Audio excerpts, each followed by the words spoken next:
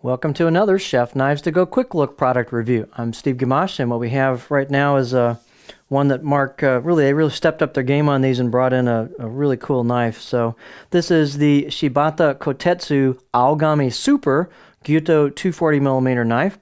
So up to now they've been bringing in the R2 series, and they've had that kind of unique shape to them. So this is a more traditional Gyuto style shape with the Gyuto style profile. So plus the famous quality that this line is known for. So the core steel on these is Aogami or Blue Paper Super reactive high carbon steel from Hitachi. Heat treats around 62 Rockwell on that core steel, and so they're not all stainless like the previous R2 line of knives. They're clad in softer stainless on either side of that harder core steel, and the cladding does come over the top. And the cladding line is there. I'll see if I can show it to you on a close-up. It's really faint. It's hard to see because these are ground so nicely, but it's there. The weight and dimensions will be pretty consistent on these, but can vary just a little bit.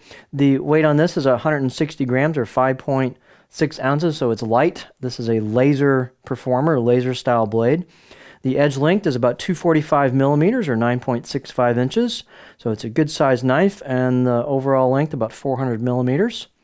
The spine thickness coming out of the handle is about 2.3 millimeters, and then about 2 millimeters about halfway down, and then not a lot of taper until you get maybe a couple inches, but look how thin that tip is. The tip gets really, really thin and will fly through stuff. It'll just go through soft product. The blade height is 49 millimeters at the heel, and the fit and finish is excellent on these. They've got a rounded, highly polished spine, highly polished and rounded choil. They're super comfortable. As you might guess, the out-of-the-box edge is very, very nice. I'll say it's a 7 out of 10. Excellently crafted edge. 50-50 grind. You can see just kind of the contour based on the light reflections here down to the edge, which they are quite thin at the edge. So if you like the performance of the R2 series, or you've heard about it, you want to try something in an Aogami Super or a more standard shape with a little more standard profile on it, these are just awesome. So you've got that same type of performance characteristic.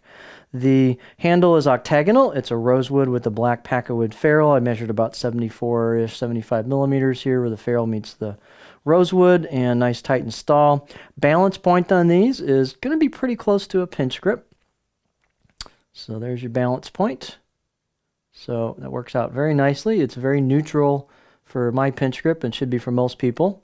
So nice and light and flickable for such a large knife. And let's take a look, since the engraving's on the left side of this blade, we'll take a look at it.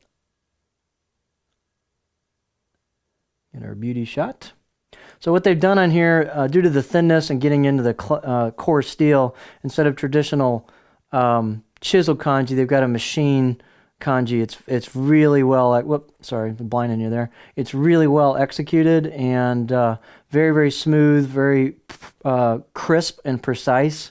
So they found that chiseling would get into the core steel too much, so they chose to do this method, just like on the R2 series. It's very well executed, as is the entire blade. Let's look at the profile on the cutting board.